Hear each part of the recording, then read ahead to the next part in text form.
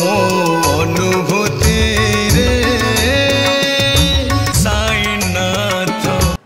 मो ना है तोफानी मिश्र। ओम साई नमो नमो श्री साई नमो नमो जय जय साई नमो नमो सद्गुरु साई नमो नमो। ओम साई नमो नमो श्री साई नमो नमो जय जय साई नमो नमो सद्गुरु साई नमो नमो सद्गुरु साई नमो नमो।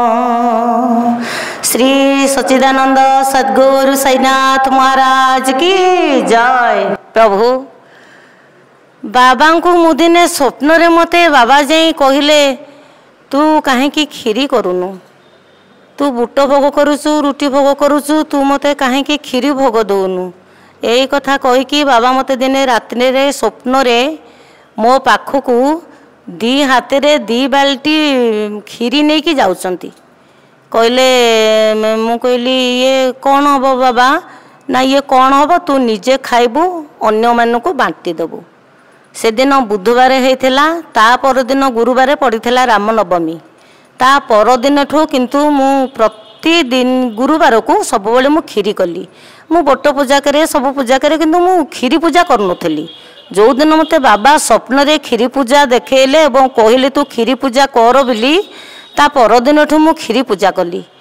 प्रकृत रे सतरे जदि आमर बाबा प्रति टिके भल पाइबा श्रद्धा भक्ति थिबो तांको जदि आमे निज हृदय समर्पण करदेबा तेबे बाबा जोठी थांतु ना कहीं सी आम दुख शुणिमे, सी आम पाखक सांगे सांगे आसी आम पाखे अंतर्धान होइजिबे।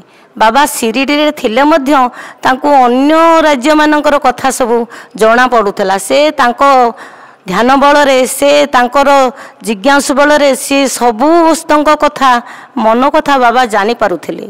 बाबा समस्त की भल पाउथिले। तांको देहरे किए बड़ सान उच्च नीच भिकारी बड़ लोक किछि भेदभाव नथिला। से सबू वर्गर सबू जातिर लोक से बहुत भल पाउथिले। आ बाबा को आमे जदि गोटे श्रद्धारे फूलटीए दबा बाबा ग्रहण करेंगे। अन्य देवता को जदि आम फूलटीए दबा ताहा मध्य बाबा ग्रहण करेंगे। कहीं ना बाबा कहते समस्त भितर मु अच्छी सबका मालिक एक है। दिने मु गोटे बही पढ़ी जड़े महिला बाबा पाखक पुओटी नहीं आसला गोटे माल नहीं आसला। बाबा को कहला बाबा मुझे मालटी ठाकुरानी की देवी आनी बल्ल भी ठाकुरानी की देवी मु आनी। बाबा से हसीदे कहले तू ए मालटी बाबा दबु ठाकुरानी की जाऊनु जा मु अच्छी तू देकी आसे।